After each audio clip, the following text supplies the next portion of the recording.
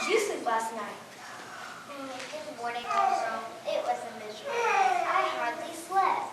Why? I slept like a baby. I didn't wake up until 10. What was wrong with you? I should have let you talk me to watching that movie last night. Oh, that movie wasn't that bad. It only had 3 swear words in the whole thing. Yes, I know, and I didn't like it. If you hadn't insisted, I wouldn't have watched it. You're too strict. You don't want to have fun, and you want to live holy. You never want to go to the fun place like most young people. Lighten up. Those places you're talking about are sinful and very displeasing to God. But God is God of love, and besides, He's a forgiving God. You can always ask Him to forgive you, can't you? Yes, but every time I let you talk me to do wrong things, it always makes me feel like I let Him down. I don't like that feeling. Ever since you drug me down to the altar at the front of that church, you have not been the same. You know how embarrassing that was for me? Everybody was staring at me, as if I were a sinner. I can't believe you did that. I was tired of being dead in sin. I wanted to be alive. I wanted to please God. What a joy it was for the Lord to forgive my sins. But we stopped having fun. We stopped going to those fun places.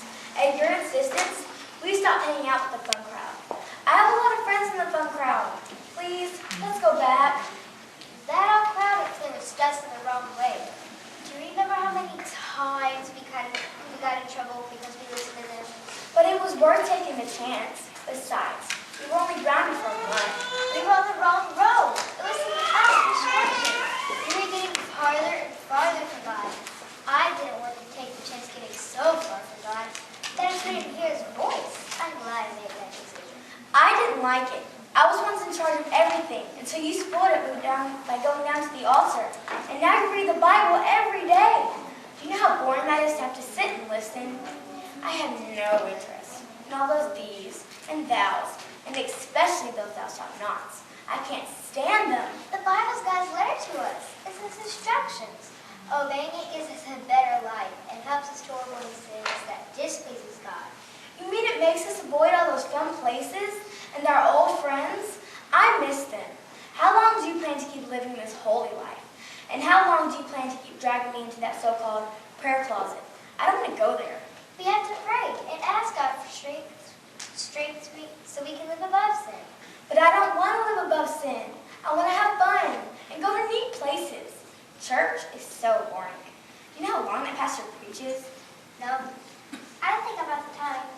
He sure says that I was talking about heaven. Don't you want to go there? Sure, everybody does. But I want to do some fun things before I get too old. Then I'll think about the spiritual stuff. But I want to think about the spiritual stuff now. You should have seen the look on your face when I raised my hand and the pastor asked who would like to be baptized.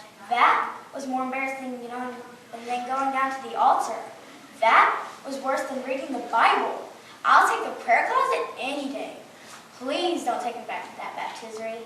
Do you know how long the preacher held us under? You're exaggerating. It wasn't that long. My hair was never the same.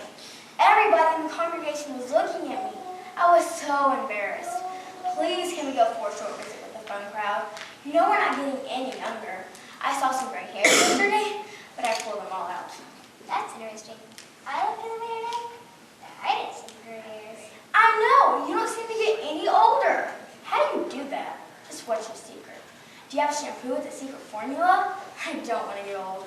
There's no secret formula. Do you know why your name's Old Girl and my name's New Girl? No. We both share the same body. We look alike. We sure have different desires. Why are you new girl and me old girl? Because you're made from dust, I'm made from spirit. Hey, that's no fair. But I do like that dusty look. It's always in style. In fact, most people have the dusty look. But you're in a small crowd. Not many people have that spiritual look. Don't you get tired of belonging to such a small crowd? Why don't you come back to the dusty look? We'll have many more friends and much more fun. The dusty look doesn't appeal to me anymore. You know it won't be long until I'll be going away.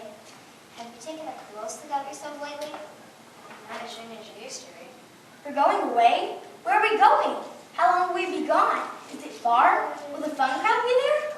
I'm sorry, but you can't go. You must stay here. But you've been together so long. How can you even think of leaving me behind? You wouldn't like it where I'm going. Everybody there is holy, and there'll be none of the fun crowd there. You would not have one friend. But you know what will happen to me if you leave me. I can't live without you. You wouldn't do that to me, would you? Please don't even think of leaving. I'm so tired of this world. I don't feel at home here. I have another home that is much better. I want to go. I can't live here anymore. Please stay. I promise that I won't demand that you go with me to the fun crowd. Just don't leave me. I can't bear to think of what will happen to me.